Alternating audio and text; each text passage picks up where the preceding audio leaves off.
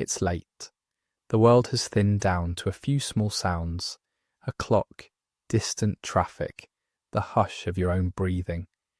Tonight we sit with Marcus Aurelius as if he were a quiet friend at the edge of the room, a candle between us, not speaking loudly, but thinking aloud in a voice that somehow crossed 2,000 years to settle here.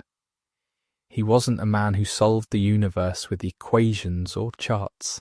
He tried to solve it the only way available to him, by paying attention to his own mind and heart, by taking notes to himself, by testing what it meant to be a human being in a strange and noisy world. That's how meditations began. Private jottings, a journal never meant for anyone else, which somehow became a companion for us. This episode is a slow wander through those pages, not a lecture, not a set of rules. Imagine walking through a garden at night with Marcus beside you, his footsteps soft, his questions soft, his doubts soft.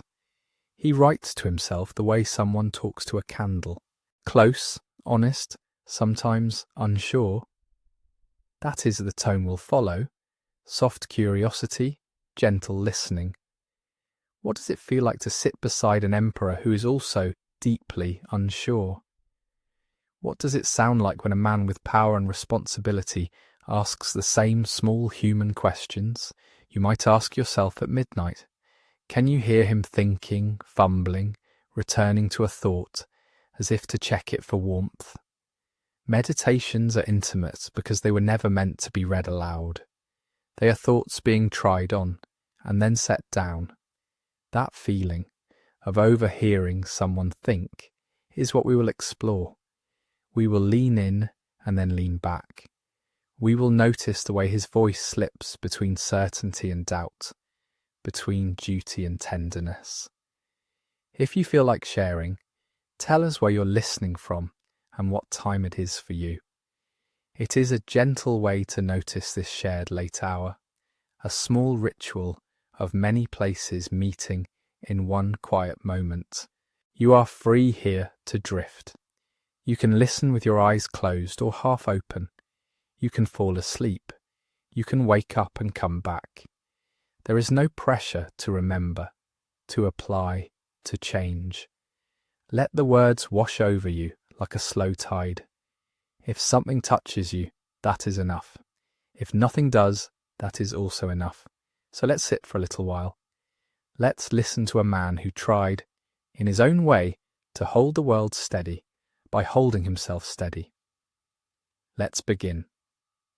Marcus Aurelius was, in the simplest picture, a tired man, a reluctant emperor, a man who wrote to himself by lamplight, while the world he ruled burned, bled and coughed. He sat down with a pen after long days of counsel and battle and plague. He wrote in the gaps between duty and sleep. Meditations is full of these small pauses. It is not a book of rules. It is a pocket of quiet, the sound of someone trying to stay gentle inside a storm. The pages are more like whispered notes to himself than proclamations to the world. Outside his walls were legions, strategies, forests of banners, and the low roar of politics. Inside his room there were only questions, soft and persistent. How to remain kind, how to remain honest, how to keep from losing himself. The contrast is strange and steady. On one side, the most powerful man in the world. On the other, a man uncertain about the simplest things. Power did not solve everything. It did not banish fear or confusion. It did not stop grief from walking through his days. This tension shaped his thinking. It taught him to notice what he could change and what he could not, and to let the latter be as best he could. Meditations reads like someone practicing acceptance, one sentence at a time. There is no final answer. There is only practice. He did not solve the universe by answering every mystery. He solved, if solved is the right word, his relationship to those mysteries. He learned to live with not knowing. There is something gentle in that. And ask not for certainty, but for steadiness. A lesson in how to be present beside uncertainty. The Stoics imagined the universe as an ordered whole, a living, breathing system where things happen in sequence. Some called it logos, a kind of rational flow. Marcus tried to find his small place inside that flow, not to control it, but to fit, to be a right note in a larger melody. This view can feel cold on the surface, everything ordered, everything necessary. But for Marcus it was oddly comforting. If the world is a whole, then each small life has a role. He writes as if to remind himself of that fit, not as a boast, as a steadying touch. He repeats small truths. You are here for your part. You do what is yours to do. The rest happens without your will. There is room in those sentences for humility, and for rest, and for grace. The feeling of being a small temporary part of a vast unfolding is not meant to erase you. It is meant to place you. And placement can be comforting. To know you are small is to release the burden of owning everything. To know you are temporary is to make room to be gentle with yourself. To know the whole is larger is to stop believing that all meaning must be manufactured by you alone. Marcus returned to the same images, trees bearing fruit, rivers running, a city rising and falling. These images helped him step back from the drama of his own throne. They invited him to see things as processes, not personal slights. He was a man who faced invasion and illness. He faced loss and betrayal. Yet often his notes are quiet, almost tender. He speaks to himself as a teacher and as a child. He reminds himself to be patient. He reminds himself to be fair. Sometimes he scolds. Sometimes he comforts. Always he comes back to the same steady thread. Do the work of your place and do not make the universe about your anger. This was not avoidance. It was acceptance, a slow work of training the heart. There is a strange courage in that acceptance, not the courage to conquer others, but the courage to remain humane when humiliation or temptation comes. To choose virtue not for glory, but because it is what a human must do. And there is tenderness toward the human condition. Marcus writes as if people mostly err out of ignorance or pain. He leans toward teaching rather than revenge. He is aware of his own faults. He names them gently, often with a wry kindness. He knows he is fallible. This shared fallibility is part of what makes meditations feel intimate. It reads like someone confiding at midnight. You can imagine the lamp guttering, the faint clink of distant armour, and the quiet of a man sorting his thoughts. He does not promise simple solace. He does not hand out certainty. What he offers is companionship in the small, sober work of staying human. And that companionship is enough.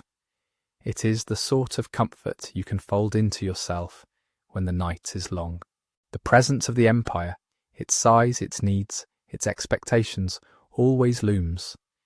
But so does the ordinary human life, of sleep, appetite, friendship, grief.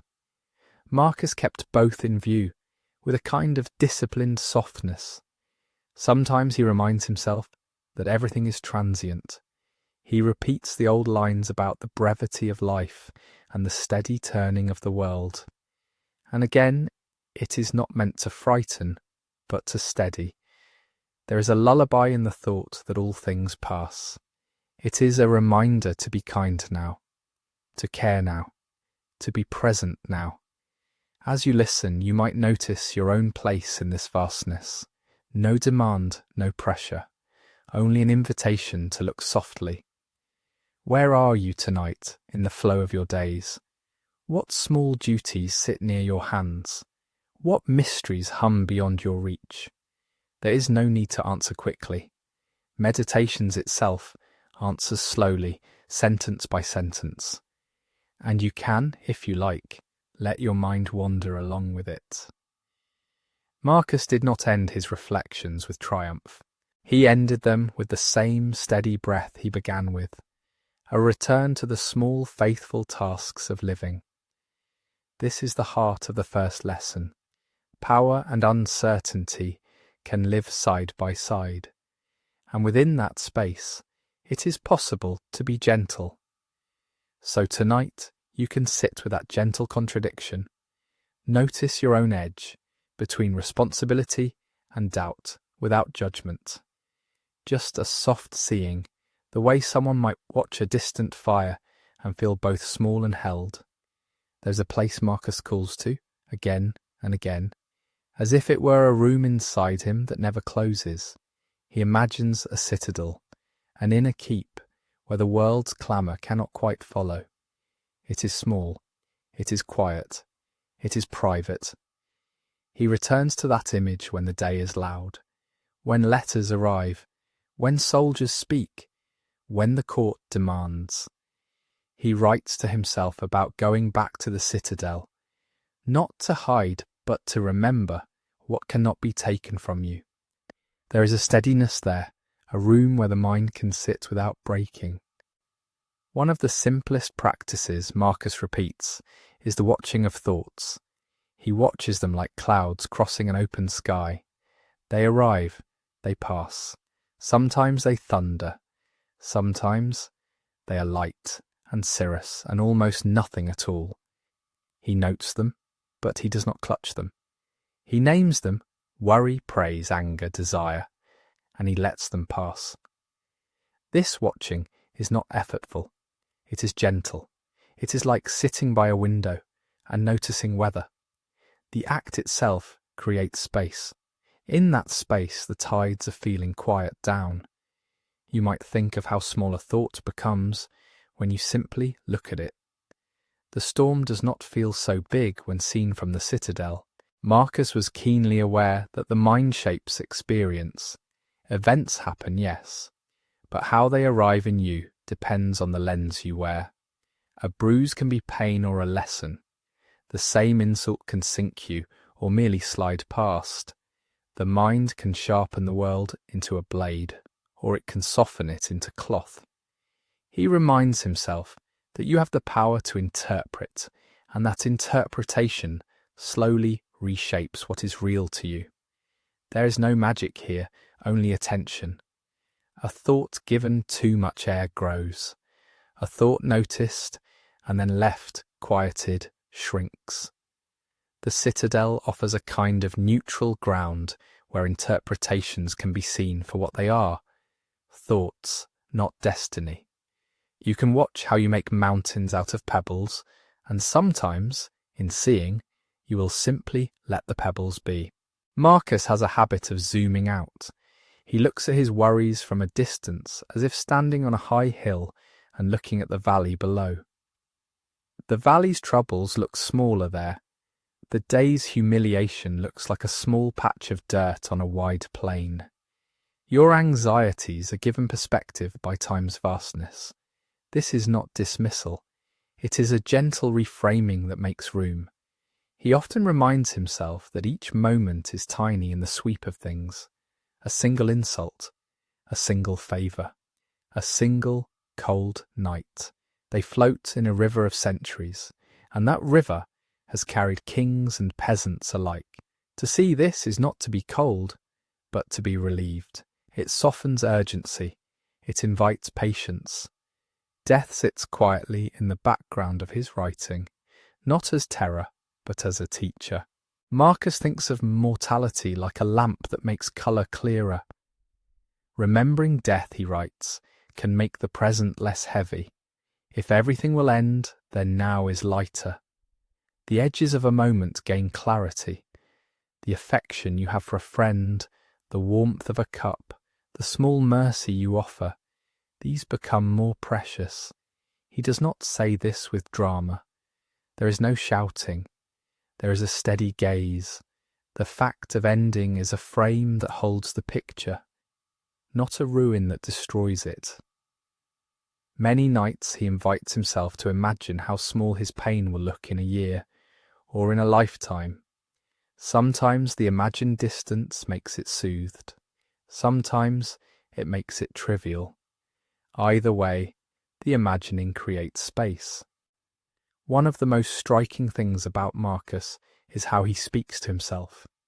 He writes in second person as if comforting a friend. Marcus, he says, do not be upset. You have the tools. This voice is not harsh. It is familiar, like an older companion tapping your shoulder. It is tender without being sentimental. You overhear it, and you can almost sit beside him in that inner room. This way of speaking serves a quiet function. It separates the self from the moment. It allows a kind neighbour to offer counsel without accusation. Perhaps this is why his notes read like a friend's letter across time. It is intimate, and it carries a patience that seems meant to soothe more than to command.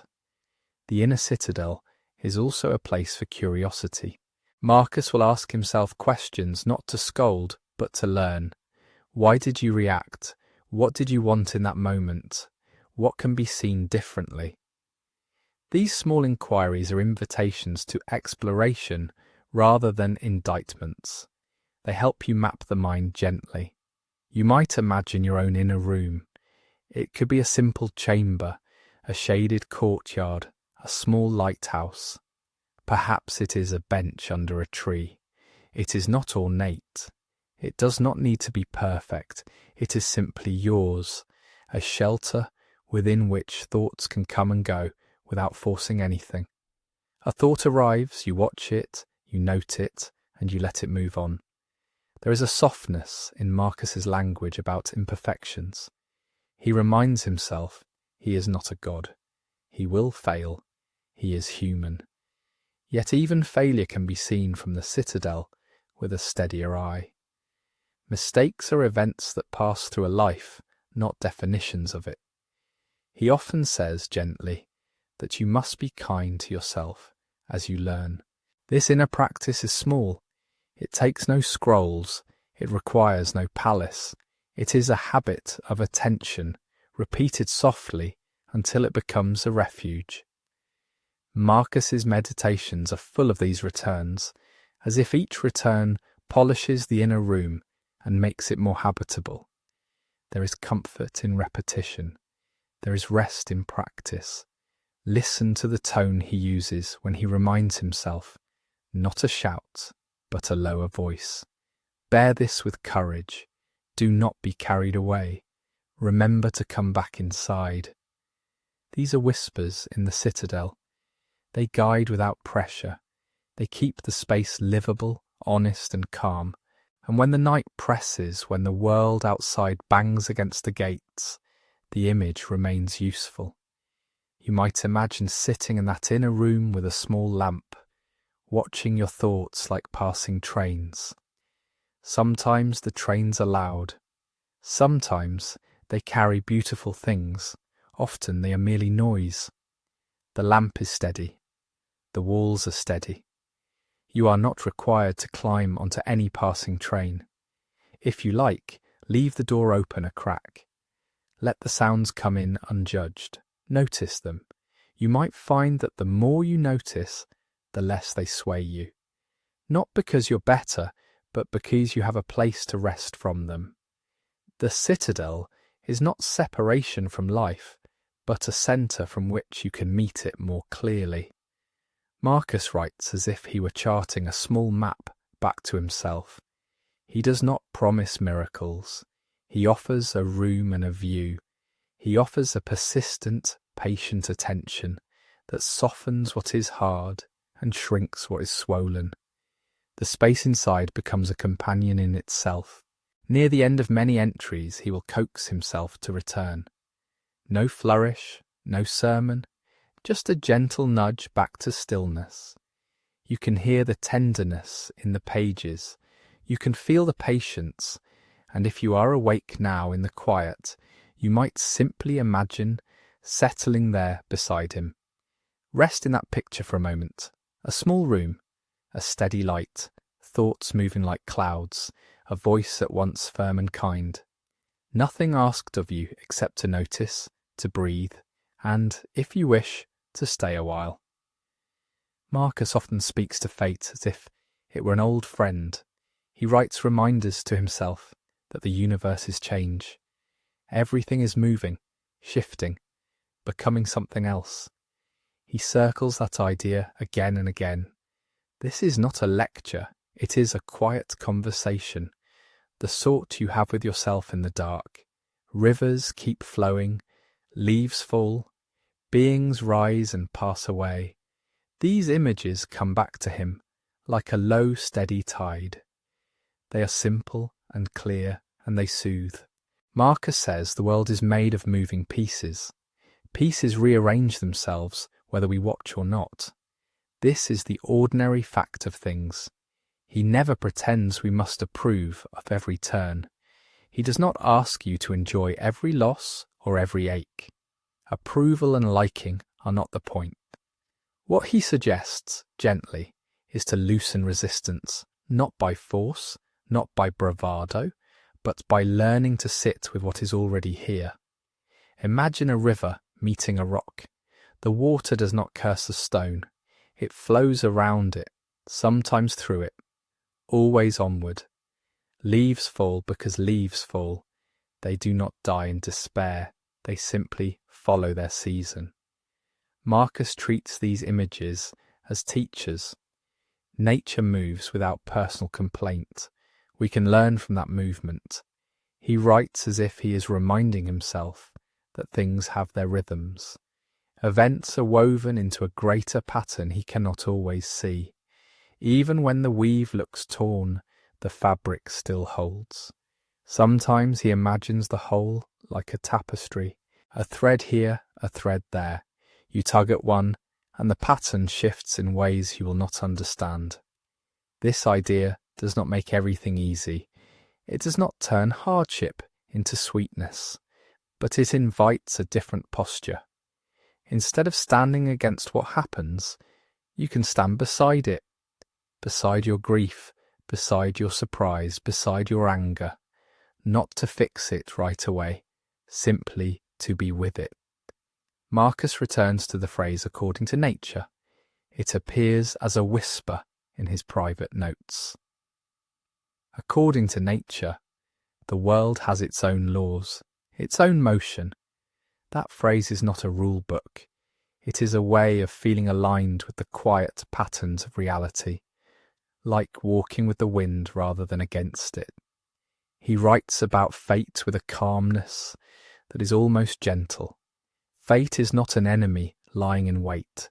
It is the pathway of things moving as they must. When difficulties arrive, Marcus does not demand heroics. He does not say, you must be larger than life. He says simply, meet what comes with the tools you have. There is no pressure here to perform strength. Strength, in his view, is not a posture for an audience.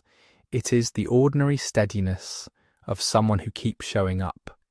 He practices seeing difficulties as part of the path, not detours or punishments, but parts of the way, small stones on a road that you are already walking. Sometimes he imagines the thing that frightens him as a tutor. It teaches by making him adapt. It teaches by revealing what he already knows poorly. This way of thinking does not erase sorrow. It does not ask you to become indifferent to pain. It simply offers another frame for meeting it. Marcus often talks to himself about acceptance. He writes it like a man learning to breathe. Accept, not because you like it, but because it is so. Acceptance, in his voice, is not resignation. It is an attention that is calm and clear. It sees what is and does not waste itself fighting shadows. He invites a kind curiosity toward events, not a cold curiosity, but one that is soft and watchful. You might notice how you tense, then how you release. He reminds himself that you cannot always see how a thing belongs.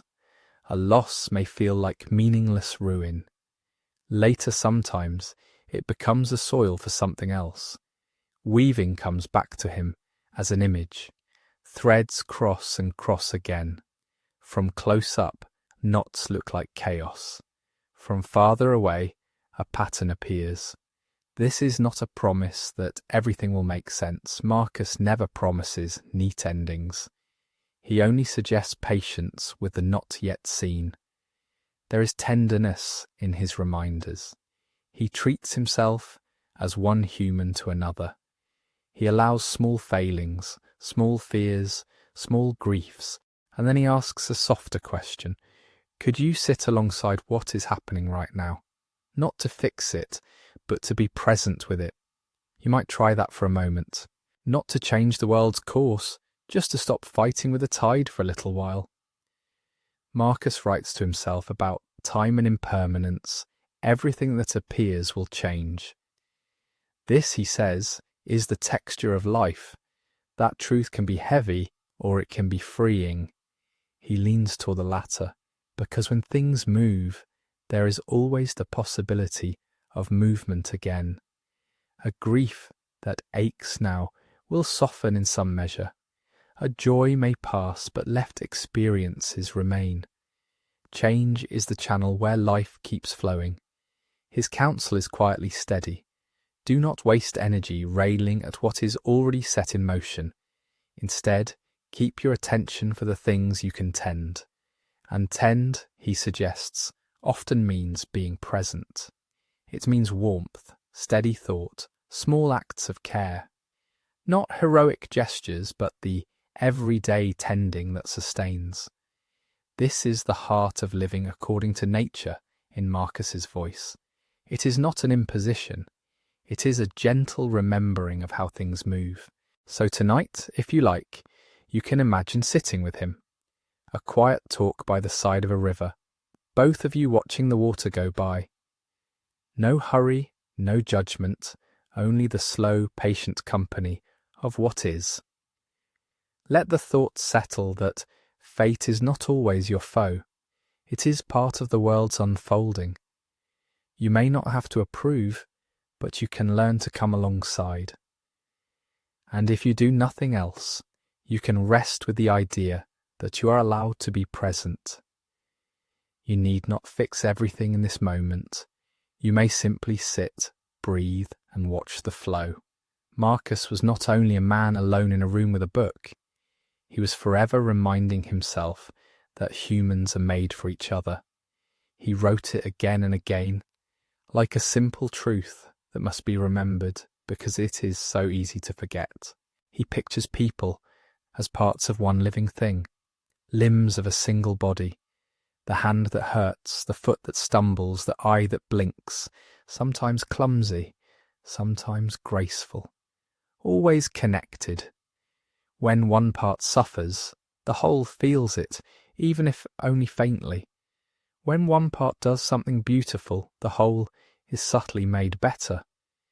This image is quiet, almost physical. It asks you to imagine yourself as a finger or an ear or a shoulder. Not separate, not merely next to others, but literally joined. The thought is not grandiose. It is small and tender. It is close enough to touch. Marcus returns to kindness the way a traveller returns to a warm light. He does not shout about kindness. He simply reminds himself to be kind. Patience, he writes, is an act of remembering that others are doing the best they can right now with what they have. Understanding is a soft mirror held up to another's face.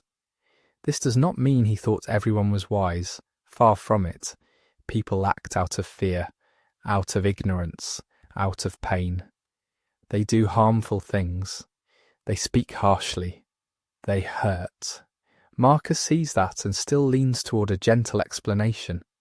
He suggests we imagine the mind at the moment, limited, believing a certain thing is good, even when it is mistaken.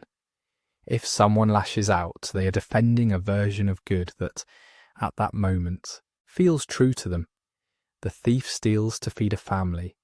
The harsh neighbour fears loss. The proud colleague seeks shelter for their own insecurity. These are not excuses. They are observations, and observations can soften anger. Marcus often asks himself, "Who are you to judge?" Not as a rebuke, but as a careful question. You too have blind spots. You too have moments when you act from a place you would later regret. Sometimes the roles reverse. Perhaps in a different season, you would be the ignorant one. Perhaps today you do not yet see the full shape of a choice. And so the philosopher leans into patience. He does not make virtue brittle. He does not harden into scorn. Instead, he keeps a gentle readiness to teach, to help, to forgive when possible, and to bear when not. This gentleness is not softness as weakness, it is steadiness as strength. Another quiet idea Marcus returns to is that of role. We wear many faces in the world. Sometimes we are rulers, sometimes parents, sometimes workers, sometimes strangers. These are like costumes, he writes, temporary and necessary. They shape our actions for a while, but they do not define the whole of us. In this thought there is freedom. The weight of being, quote, zero lifts. You may be strict at work and warm at home. You may be quiet with a friend and loud with a child. All of these are parts of you playing a role in the great human play. The roles pass, the core remains, a shared humanity that underlies every costume. Marcus finds comfort in thinking of small actions as meaningful in themselves. Honesty, fairness, a small smile, a moment of listening. These are not flashy. They do not demand notice. They are quiet tendrils reaching into the soil. They feed something larger in ways we rarely see. He writes as if saying to himself, "Be faithful to small goodnesses." They ripple outward in ways you cannot calculate. A kind word steadies a day. A fair decision opens a path. A single warm look may be remembered on a winter night. We rarely see the full arc of these ripples, and yet they matter. There is a patient humility in this. You do what you can. You do not try to fix everything. You do not insist on being the saviour. You simply keep showing up as the honest, fair, warm part of that shared body. That is enough. Often it is more than enough. Marcus also knew that connection is not always tidy. Sometimes you will meet people who seem irredeemable. Sometimes you will be met that way. Still, the knowledge that we are all limbs of the same body offers a soft refuge. It turns rage into concern. It turns revenge into curiosity, or at least into a tired sorrow that asks, "Why did you come to this place?" He counsels to look inward before looking outward. If anger flares, ask what kind of injury or fear is behind it, not to justify harm, but to understand its shape. To understand is not to consent. It is to know what you are facing, and so to choose a response that is less consumed by heat and more guided by clear sight. There is also an economy of care in Marcus's thought. You cannot heal every wound or correct every error. You cannot carry all suffering, yet you can place your hand where it helps. The rest may be for others to hold or for time to mend. Recognizing limits is not defeat, it is a realistic grace. In one of his gentler entries, he reminds himself that the duty of a human is to be useful to others. Usefulness is not a tall, heroic thing. It is the small steadfastness of showing up. It is keeping your word. It is being present when someone needs to speak. It is letting the hungry be fed. It is the steady little duty of being alive among others. And perhaps that is the most comforting piece. The world is complicated and often unfair, but you can still be a part of the web that supports. Your small acts of warmth and fairness and honesty weave into a net that holds people you will never meet. Your life touches others quietly. So now, as you listen, let your thoughts drift without pressure. Bring to mind a few faces, not to solve their problems, not to ask yourself to fix them right now. Just notice them. See how they move through your mind. See the gentle connections. The neighbour who borrowed sugar, the friend who called once when you were down, the stranger who smiled on a rainy day, the parent who stayed up late, the child who laughed. Notice how these small threads make a pattern, imperfect and lovely. Notice that you are a thread too. Notice the simplicity of the things you can do that do not cost much. Honesty, a polite word, a steady presence. Notice that these things join you to others. Marcus would say, be kind because that is what humans are for. Not for fame, not for reward. Simply because being kind fulfills the nature of a human being. It is the shape you take when you answer to the larger body. There is no pressure here, only a quiet invitation. The web of others is already there. You are already part of it. You can rest inside that fact. You can let the small, steady acts you choose be the way you participate in the living whole. And if you cannot do more tonight, that is fine. You do not have to be grand. Simply breathe. Remember. Be gentle in thought toward those you remember. Let the image of a body with all its limbs rest beside you. Feel the comfort of being attached, of being needed, of being one among many. Marcus would close this reflection, as he often does. We are born for each other. Remember that. And then, with that memory, sleep if you will. Rest in the company of all those connected to you, known and unknown, and let that quietness settle. A man at the edge of an empire and at the edge of himself. A ruler surrounded by noise who kept returning, quietly, to a small, steady inner life. That is one thread. Another is the inner citadel, the room you build inside your own mind, where thoughts can be watched and loosened, where you can be a little kinder to yourself. That is another thread. Then there is the sense of a flowing world, a river that carries joy and loss alike, change that neither praises nor blames.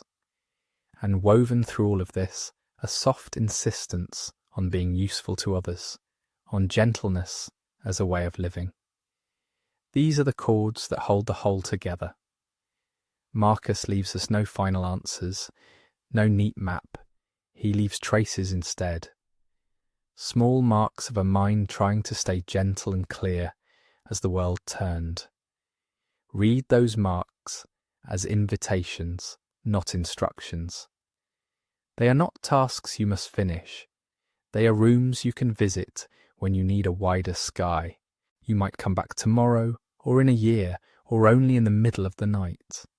You might read one line and let it sit like a warm stone in your hand. That is enough. Thank you for sharing this quiet time.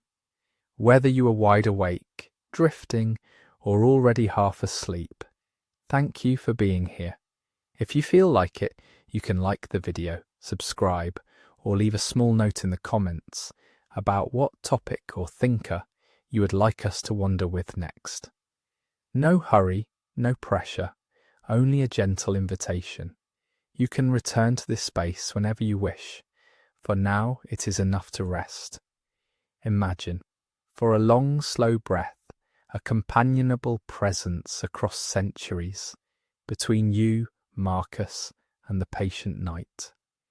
Rest with that.